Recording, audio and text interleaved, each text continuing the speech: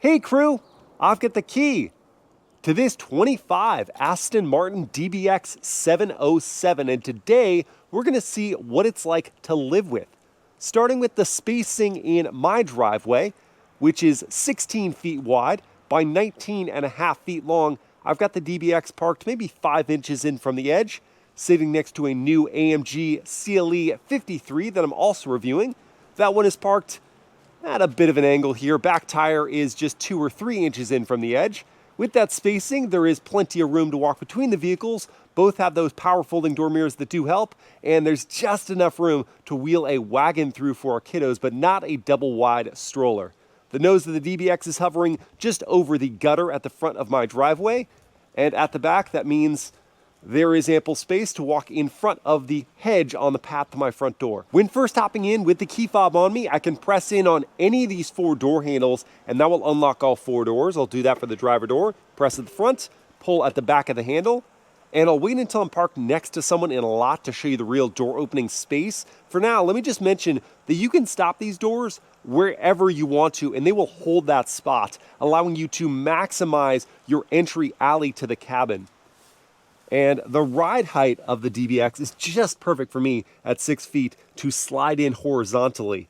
And as I close that door, it will soft close the rest of the way for me. Hey cabin crew, thanks for joining for this day in the life in the DBX 707. In this video, I want to see if the more hardcore version of the DBX makes too much of a trade-off or requires too much of a trade-off to livability. Let's begin by firing it up.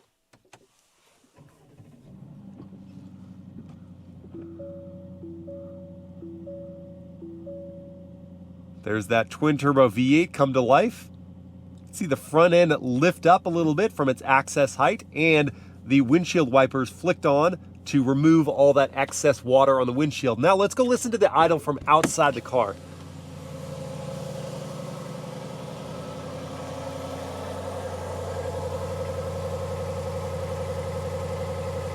It's a throaty, delicious tone, and yet not so intense in volume as to disturb. I just mentioned the doors would hold themselves and they just closed on me.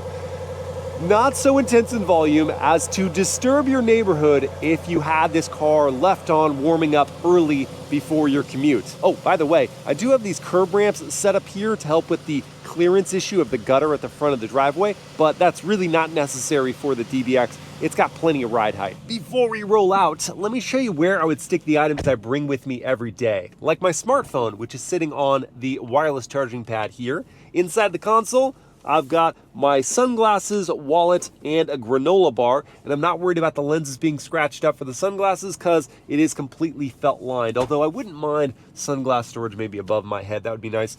I do have my 32-ounce water bottle with me here. It fits underneath the floating upper portion of the center console, and my GoPro accessory case fit inside the door pocket. So the DBX seems to have plenty of loose item storage inside the cabin. Now I'm going to throw on my belts, and we are going to roll on out, pulling this gear selector down into drive. That will automatically release the parking brake. I can roll on forward, down over the curb ramps on the left, and into the gutter on the right. And I'm going to clear these trash cans here on trash day. Yes, without issue. As it is a chillier morning, I am going to turn on my seat heating, and I would love to complement that with steering wheel heating, one of my favorite features. But it is not equipped to this DBX 707, nor is a seat massage. And the absence of those features in a vehicle that, as tested, is about $250,000 feels like a big no-no. It would mean my neighbor in his Volvo S60 would have something to brag about compared to my Aston Martin. Now, the Aston Martin workaround are some smart climate functions. You could rapidly heat or cool the cabin or just direct warm air to your hands or feet. But I would not remain satisfied with that. That same Volvo-owning neighbor would also have a set of comfortable seats to feel proud of. These don't leave much to be desired. They're very ergonomically shaped and highly adjustable, except for one category, and that is the seat height. I wish you could get lower, more immersed in the drive, and that's for 2 reasons. One, to just feel more connected to the DBX as you're driving it, but 2, that would give me a little more clearance above my head. It's not bad, but there have been a few times I've gotten in or exited the DBX where I've whacked my noggin on the, well, it's just a lot of leather. It could be worse. And that is one area where Volvo boy would have to zip his lip. Cabin ambiance. S60 would have nothing on this. I mean, leather not just being all over the headliner, but pretty much every panel that doesn't have real metal or carbon fiber weave coating it feels exquisite in here. In fact, with the depth of the green of this leather to match the Malachite Green exterior, it feels like I'm in a forest. And a forest is, of course, very peaceful. As long as you're not being chased by a bear. And of course, the only, well, metaphorical bear to be found here would be the 4-liter twin-turbo V8 found under the 707's hood with its nearly 700 horsepower. But when you're in the grand touring drive mode, as I am now, then that bear stays in hibernation. Really, just rolling onto the throttle is not an act of fear or concern. You just build up the pace efficiently, steadily, prudently. And then when deceleration is required, going to the brake pedal, these carbon ceramics, there is immediate slowing, but the pedal isn't grabby, so I can ease up to that stoplight. If I am sitting at that light for a while, though, there is no auto hold to relieve my foot on the brake pedal. Just have to deal with that. Let's now listen to the turn signal sound, which has a rhythmic, almost heartbeat-like quality to the tone. I like it. It's different. And now for the turning radius test. Pull out here, crank that wheel, and turn the DBX 707 around in a super tight circle. Thank you, rear wheel steering. You've done a wonder. Rear wheel steer really does make the 707 feel so maneuverable around town in tight parking lots, you name it. Now, let's say someone's driving erratically on the road, and I feel compelled to let them know that their behavior is unacceptable. I'm going to use the horn. What are they going to hear from the DBX? It's about what I expected. Condescension, and you know what? Appropriately so. Really, drive better. It's almost time for my morning cup of decaffeinated coffee. But before then, I've got to get to a physical therapy appointment. And on my way to that appointment, let me discuss one more daily driving consideration, and that is the ride quality. And here the 707 does an admirable job overcoming 2 handicaps. One, 23-inch wheels.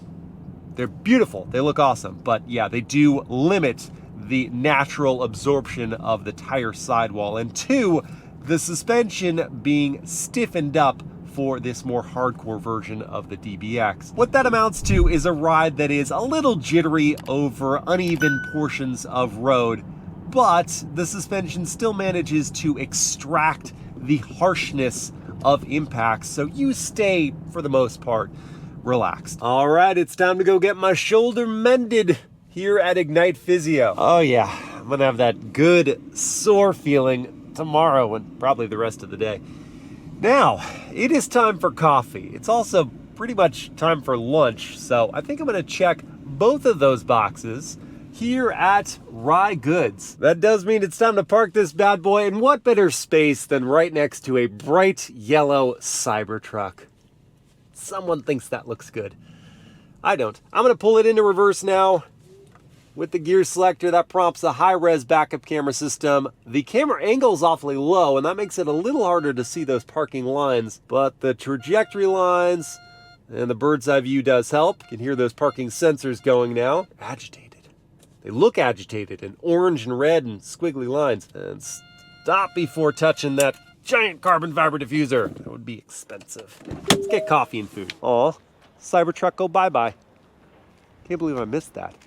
I also missed out on coffee. The coffee shop closed. The sandwich shop next door was still open though, so I did manage to get myself a good turkey Sammy here And I'll have a chance to show you the door opening space parked next to this IS, except that the door is showing me what it did in the driveway, which is that unless it's opened further, it won't hold its position at all. So I actually have to hold it open on my way inside. How undignified. But I just don't much care, because this turkey focaccia concoction looks absolutely delightful.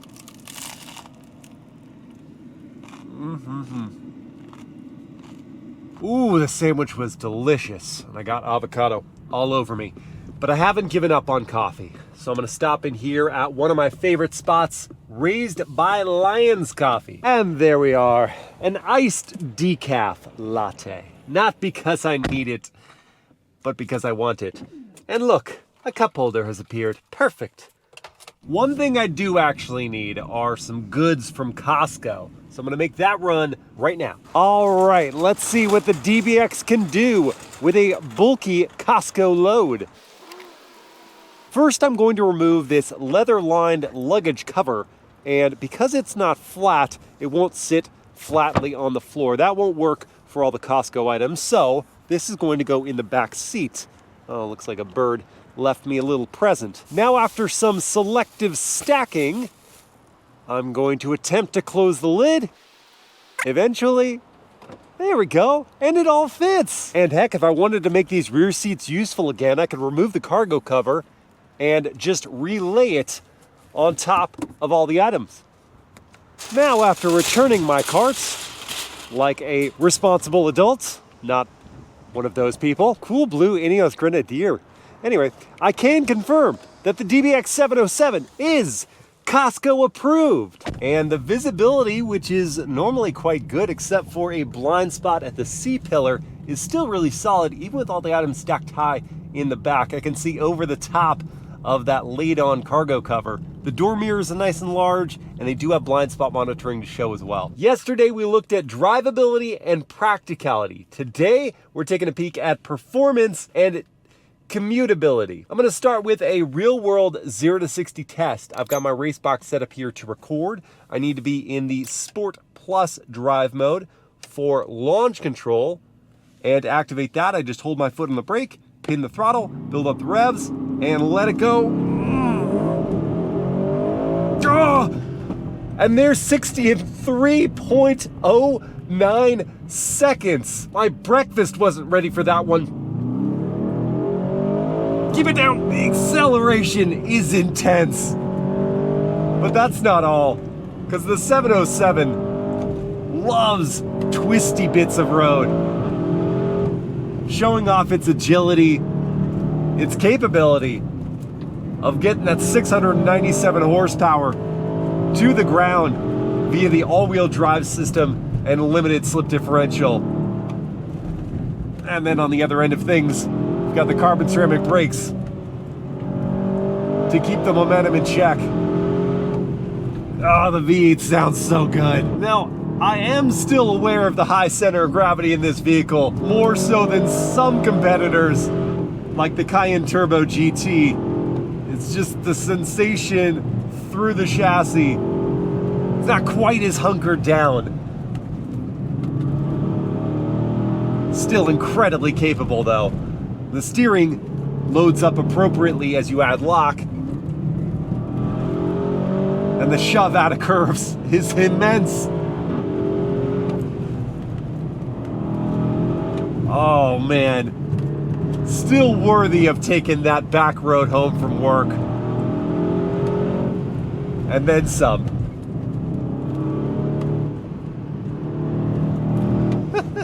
Moving on to commuter friendliness, because chances are you'll find yourself on the highway quite often. So first, we'll start with passing power. And for that, I wish there was some sort of push to pass button, something that would drum up the throttle response and the transmission timing you'd want for a lane change maneuver. But alas, you have to either go all the way over to Sport Plus, or from GT or Sport,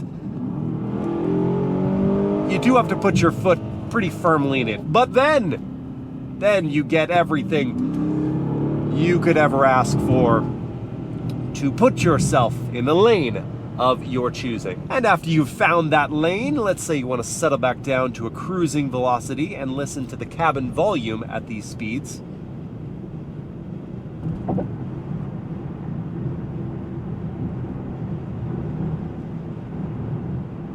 Even on this louder road surface, this is a super well insulated cabin. And this 707 does have the optional acoustic laminate for the glass to make things extra quiet. And I think that is well worth the money, because all I get is a little bit of tire hum and a little bit of bristling wind noise, but nothing that would disturb my chill in here, and nothing that would require me to shout to have a conversation with fellow passengers in the front or back seats. And for your traffic heavy commutes, you'll be thankful for adaptive cruise control that allows you to take your foot off the throttle and not have to maintain the following distance to the vehicle in front of you. And there is also a steering assist system to help you stay in the center of the lane and reduce some of that fatigue. For any stints in the saddle where you'd like to listen to some tunes, there's a wireless Apple CarPlay and Android Auto system. And this car is the optional Bowers and Wilkins sound system. We'll listen to that in just a second here. And using this infotainment can be a little tedious at times for two reasons. One, the display is pretty dim. I've got the brightness cranked up here, and as you can see, when we are in full shadow, that's just fine. But if there's any sun glare on this screen at all, it becomes very difficult to decipher what you're looking at. The second reason is occasionally, not all the time, occasionally it will freeze up on you. But here, it seems to be working just fine now. And I like this physical volume dial here. Get that volume up to, looks to be about maybe 70% of peak output.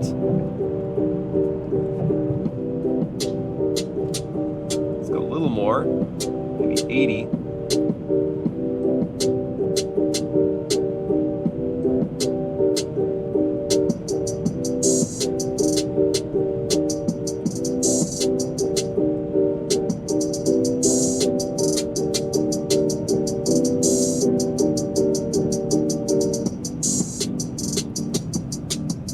So one thing about this system is that it is very weak in the bass department. I went into the equalizer and I cranked up the bass to see if it made any difference, and it doesn't. It just doesn't bring any of that punch into the music. The highs and mids, very clear, very well defined.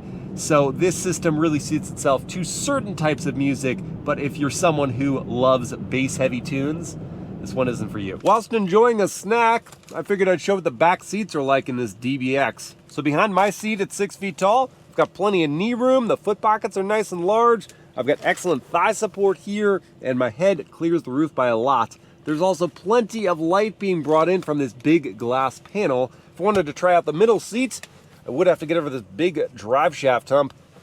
Ooh, but this is nice and squishy. And an adult could fit on either side of me, though I think for a shorter journey, not a longer one. If you didn't have someone sitting here, then there is an armrest that comes down with 2 cup holders and good padding. There's also a third zone of climate, got heated and ventilated rear seats, and 2 USB A ports. There are also air vents on either side. The digs are quite good for adults.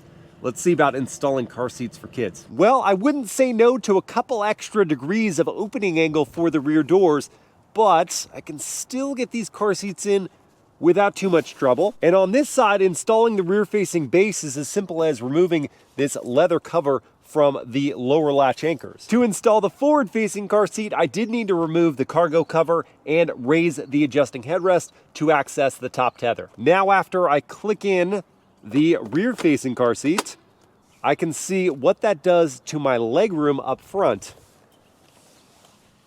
So, legs are fully stretched out, back angle is comfortable. I wouldn't mind a little more recline, but I think the DBX is family approved. Now I want to give my older daughter a tennis lesson, so I've loaded up the back with the tennis ball machine, balls, my rackets, her rackets, and everything we are going to need. Now to go get Talia. Are you ready to play tennis? Yeah. Yes! What's your favorite part about tennis? Is it being outside? Is it running? Is it Hitting the ball. hitting the ball? It's my favorite too. And what's your favorite part about this car? What do you like about it? I don't know. You don't know? Nothing you like about it? What about the color of the interior? Do you like the green? Yeah. Yeah? What's it remind you of? Tree. Trees? Yes. It is like we're surrounded by trees. And you like that? Yeah. Do you think we should go camping soon? Yeah. Yes, me too. We made it to the tennis courts! And we can go use those cool rackets of yours. Yay. Yay! It is just about time to refuel this 22.5 gallon tank, and the EPA rates this vehicle at 15 mpg in the city, 20 on the highway, and 17 combined. If I returned 17 combined, then I'd have a fuel range of 383 miles, but over the last 115 miles, I've been seeing just under 10 miles per gallon. And at current fuel prices of $4.99 for 91 octane gas that the DBX does require, it's gonna cost me $112 to fill this tank, but there's capless fueling, saving me time. Well, crew, at the beginning of this video, I pondered if the more hardcore 707 treatment required too big a sacrifice to livability. And after quality time spent behind the wheel, I am pleasantly surprised by how little a trade-off is needed for a lot of extra oomph. The ride is a little jittery and the 23-inch wheels cut into the cushioning, but the cabin remains quiet, the seats comfortable, and the daily dynamics docile. I wish the driver's seat could be lowered more, that the optional Bowers & Wilkins sound system packed a bigger bass hit, and that the infotainment screen was more vibrant during the day. Yet this green beauty is a showstopper. It's a powerhouse and a practical prize for you and your family. And all you need is $250,000 to play along. I hope you guys have enjoyed this day in the life, and I will see you again next time.